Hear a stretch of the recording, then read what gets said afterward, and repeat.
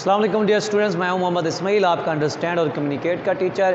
बेटा last lecture में जो है हमने प्राइमरी एक्सिलरीज स्टार्ट किया था, जिसमें हमने दो प्राइमरी एक्सिलरीज जो कि थी बी और हैव उसको कंप्लीट किया था। उम्मीद करता हूं उसकी आपको अच्छे तरीके से समझ आ गई होगी। आज जो है तीसरी जो प्राइमरी एक्सिलरी है उसको हम उसका इस्तेमाल पढ़ेंगे, जिसे हम डू कहते हैं। एक दफ़ा फिर मैं डेफिनेशन रिपीट करता हूँ। अगर आपको डेफिनेशन अच्छे तरीके से समझ आती है, it means you can understand the remaining. Okay, कि बाकी चीज़ें it will be easy for you to understand, आसान होती हैं। तो वो कहते हैं दीज आर द वर्ब्स, ये ऐसे वर्ब्स होते हैं दैट मे फंक्शन, जो कि काम करते हैं एज मेन वर्ब के तौर पर, और एज ऑक्सिलरी वर्ब या फिर हेल्पिंग वर्ब के मददगार फेल के तौर पर काम करते हैं। यानी कि दोनों तरह से काम करते हैं। अगर आपने पिछला लेक्चर देखा है तो आपको अच्छे से समझ आई होगी। ये दोनों तरह से काम करते हैं, मेन वर्ब के तौर पर भी काम करते हैं और एक्सिलरी वर्ब के तौर पर भी काम करते हैं, हेल्पिंग वर्ब के तौर पर भी ये काम कर रहे होते हैं। गुड हो गया। तो अब देखें डू जो है बेटा, डू की आप अगर इसको यूज़ करते हैं प्रेजेंट में तो इसकी दो फॉर्म्स होती हैं, डू और डज। ठीक हो गया, डू और डज। अब सवाल ये पैदा होता है कि आपने डू किसके साथ लगाना होता है और आपने डज किसके साथ लगाना है। तो ज़रा गौर कीजिएगा आप। देखें हमारे पास जो प्रोनाउन होते हैं I, we, first person, they, you, या फिर प्लूरल नेम। प्लूरल नेम से मुराद ये है कि दो या दो से ज़्यादा अगर नाम आ जाएं तो इनके बाद हम डू लगाते हैं। कहाँ पर डू? प्रेजेंट में। इस बात को माइंड में रखना है। अब ये ना हो कि आप जो है वो पास का फिक्रा लिख रहे हो और अगर ये आए हुए हैं तो आपने डू लगा दिया है। ठीक हो गया। उसके बाद है ही, शी, इट, या फिर सिंगुलर नेम। अब सिंगुलर नेम क्या होता है? अगर एक नाम आ जाता है तो उसके बाद आप क्या लगा देते हो? प्रेजेंट में आप डज लगाते हैं। प्रेजेंट में आप क्या लगाते हैं? डज। लेकिन पास्ट में जो है वो सभी के साथ डिड आता है। पास्ट में कोई सिंगुलर व फर्स्ट पर्सन, सेकंड पर्सन या प्लूरल का कोई चक्कर नहीं है।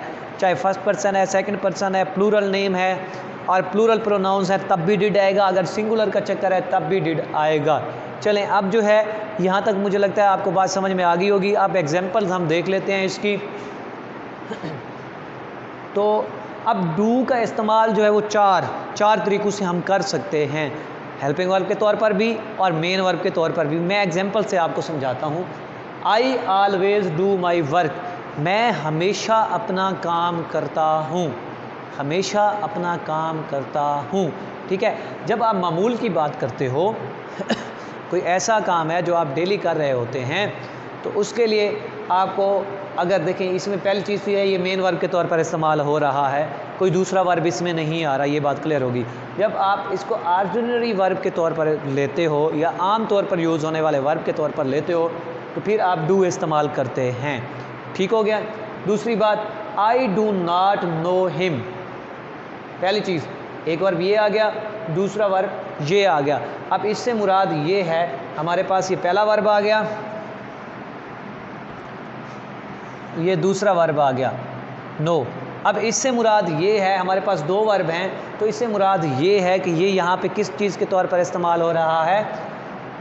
हेल्पिंग वर्ब के तौर पर इस्तेमाल हो रहा है, क्योंकि इसमें एक और वर्ब भी आया हुआ है। और याद रखिएगा, जब आप प्रेजेंट इंडेफिनिट का नेगेटिव सेंटेंस बनाते हैं या इंटरोगेटिव सेंटेंस बनाते हैं तो उस वक्त जो है हम डू ज़रूर लेते हैं हेल्पिंग वर्ब के तौर पर। दो बातें क्लियर होगी।